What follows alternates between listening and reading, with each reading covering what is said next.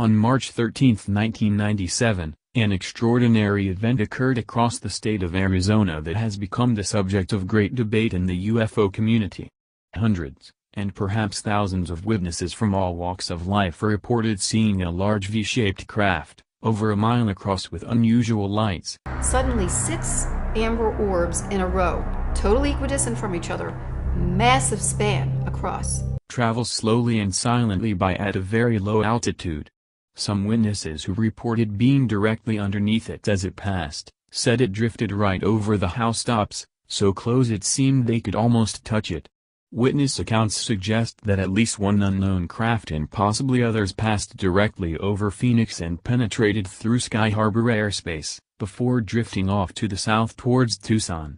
At least one air traffic controller at Sky Harbor Airport admitted in a televised news interview that he saw the lights from the tower using binoculars, but did not see anything on radar. Major sighting here. We all looked up at the same time and saw this amazing, huge, dark, silent object that appeared to just be right over our head. The most common theory given by the local Phoenix military. The military says that the sightings were flares from the Barry Goldwater test range. The big question here is, if flares are routinely dropped over the Barry Goldwater range and they have done so since 1941, wouldn't it be logical to assume that most people in Phoenix are used to seeing them? What would prompt thousands of people to suddenly call into local newspapers, police stations, news stations, radio stations and Luke Air Force Base, all on the same night and all around the same time?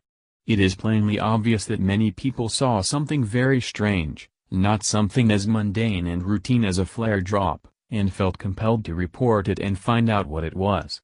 It was very close to the ground. It was just like floating over the housetops. Skeptics and debunkers dismiss the event as flares, or a host of other natural explanations, while countless witnesses insist that what they saw was an enormous semi-transparent craft, much larger than any aircraft.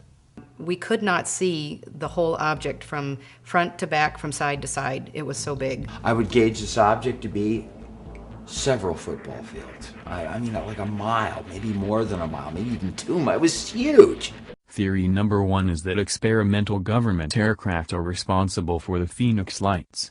Supporters of this theory believe that a very large, silent surveillance blimp or top-secret aircraft flew over Arizona and that diversionary flares were dropped by the military in an attempt to divert the attention of whoever was out on the clear evening gazing at Halley-Bob Comet. The lights did not move relative to each other. Had they been in a formation of separate aircraft, there would have been a slight relative movement, I would have perceived, and they stayed pretty much just locked in position. So I'm pretty sure it was a single aircraft, wider than any other aircraft flying today. Theory number 2, atmospheric phenomenon. The skies over Phoenix were perfectly clear and there is no known atmospheric phenomenon that could have manifested or looked anything like what witnesses saw. Auroras generally only appear near the Earth's north and south poles. You are not likely to see them in the Arizona skies. The mass hoax theory is another outrageous concept completely unfounded by any facts. What would motivate thousands of people from all walks of life to get together and secretly conjure up such a hoax? How would such a massive hoax be kept secret? How come nobody ever came forward to say, "We all made it up. It was just a joke"? I believe the witnesses actually saw something extraordinary. You can't dismiss the testimony of hundreds of witnesses with matching descriptions.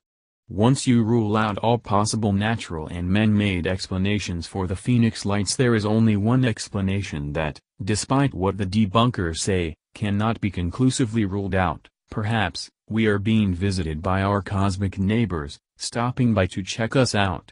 If you consider that the universe is full of life, we are just another race of beings, nothing special. Other more advanced species of life could certainly observe us just as we observe most of the life forms on this planet.